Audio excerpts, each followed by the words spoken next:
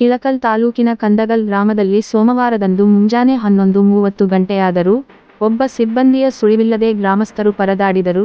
ಪಂಚಾಯತಿಯಲ್ಲಿ ತಮ್ಮ ಕೆಲಸಗಳಿಗೆ ಹೋದ ಗ್ರಾಮಸ್ಥರಿಗೆ ಅಲ್ಲಿ ಯಾರೂ ಇಲ್ಲದನ್ನು ನೋಡಿ ಮಾಧ್ಯಮದ ಮಿತ್ರರಿಗೆ ಮೊಬೈಲ್ ಮೂಲಕ ವಿಷಯವನ್ನು ತಿಳಿಸಿ ಪರಿಸ್ಥಿತಿಯನ್ನು ವಿವರಿಸಿದರು. ಇದಕ್ಕೆ ಸಂಬಂಧಿಸಿದಂತೆ ಹಲವಾರು ಬಾರಿ ಮೇಲಾಧಿಕಾರಿಗಳಿಗೆ ಪತ್ರ ಬರೆದರೂ ಯಾವ ಪ್ರಯೋಜನವಾಗಿಲ್ಲ ಎಂದು ಗ್ರಾಮಸ್ಥರು ದೂರಿದ್ದಾರೆ. ಈಗಲಾದರೂ ಮೇಲಾಧಿಕಾರಿಗಳು ಇತ್ತ ಗಮನ ಹರಿಸುತ್ತಾರೋ ಕಾದು ನೋಡಬೇಕಿದೆ.